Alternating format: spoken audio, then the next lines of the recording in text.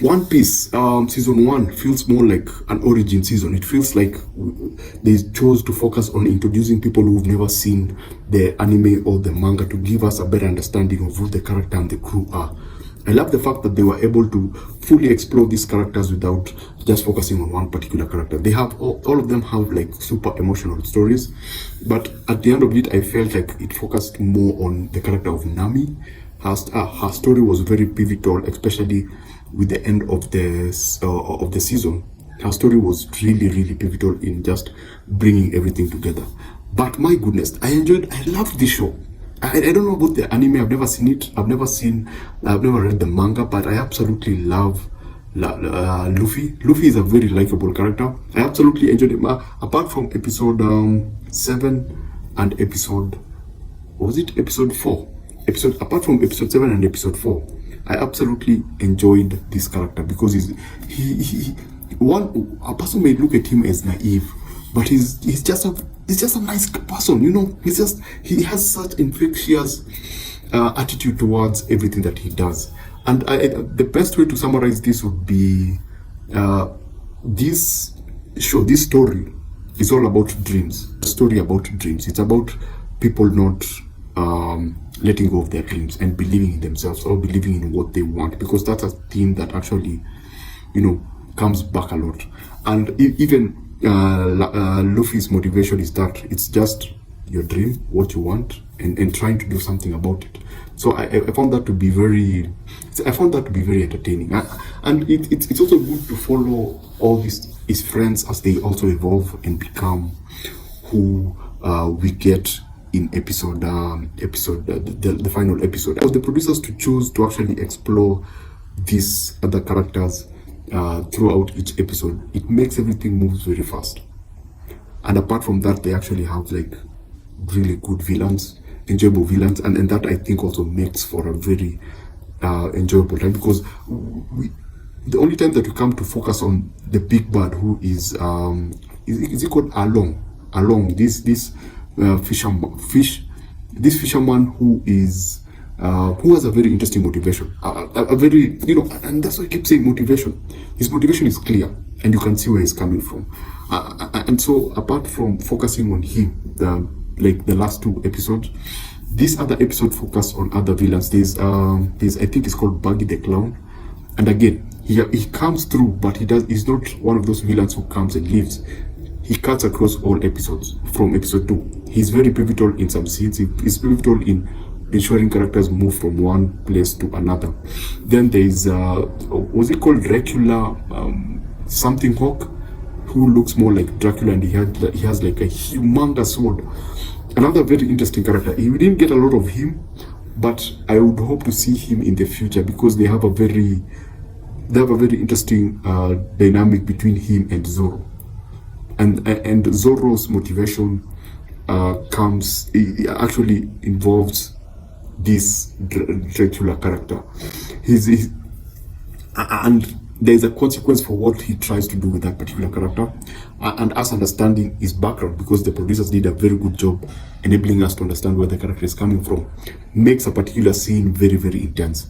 So yeah, that's One Piece.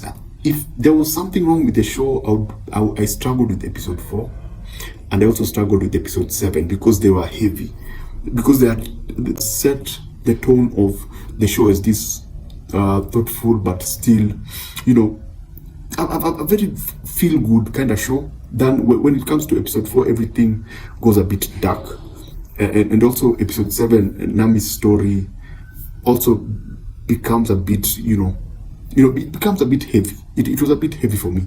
And episode 4, I think it was, I don't remember if her name was Kyla or this young lady who lived in a castle with this other pirate, and the pirate was always trying to poison her. I kind of slipped off because we didn't have a lot of Luffy. We had a lot of these other characters, and whatever was happening to her, for me, didn't actually feel really good. It was really disturbing.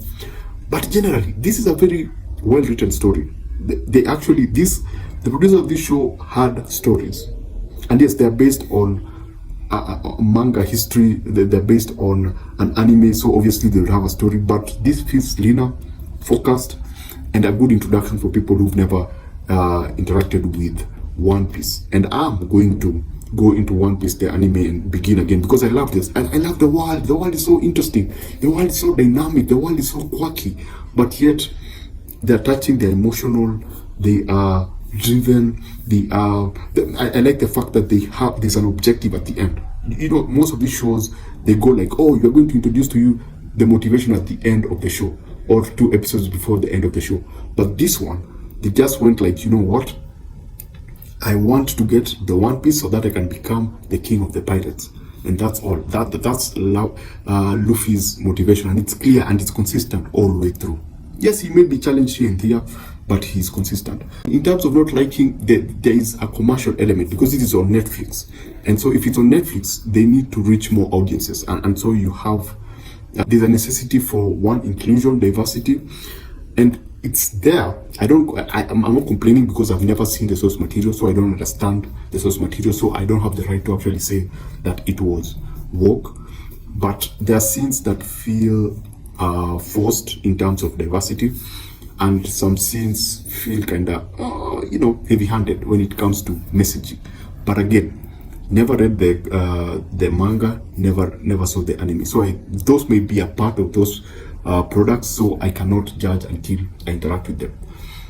In terms of cinematography, the thing that stood out for me, one, the visual effects are really good. The cinematography, I think they used a very weird focal length. Focal length as in a lens. It's a really wide shot, and the characters are always, like when you have a close-up, the characters are like on the camera. Everything is shot in a way that distorts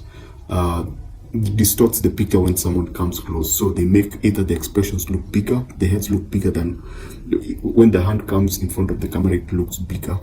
So that helped in keeping a playful pace within the show.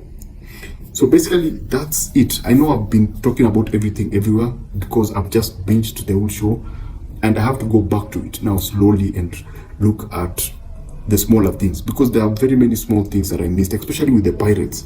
They are such an interesting, the pirates are very, very interesting. Again, the Marines are also very interesting. Something I also like, the story between Kobe and Luffy. Fantastic arc for both of them, because that's how they begin, and they begin with a very strong episode 1. They begin with a very, very, they establish everything in episode 1, but most importantly, they establish the characters of Luffy and Kobe. And as you go on, there's something that you expect to happen to both of them, and then it's resolved in a very creative way. And it also involves Luffy's grandfather and his need for his grandchild to become a Marine. Spoilerish, but wow, I love the way they were. And that first interaction between the last interaction between Kobe and Luffy in the first episode, when they're talking and Luffy's like, yeah, you're going to become this, that's what you want to do, just do it. And it's in the way that he looks at Kobe, that for me was like, my goodness, Luffy is such a cool character. He's such a cool guy. He's like one of those guys you'd want to hang out with, because he doesn't push anyone to be something outside what they are, despite what he thinks that they are going to become.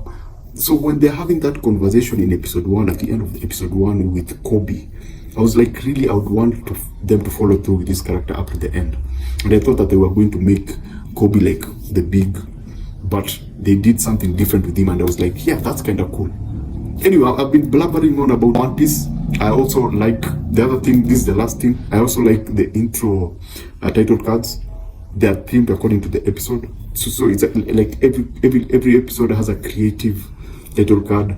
That was also cool. My goodness, if I was to give this out of 5, I would give this a 4.2 out of 5. It's almost perfect. It's enjoyable for everyone, but some creatures, animals might be terrified by some, especially the fishmen.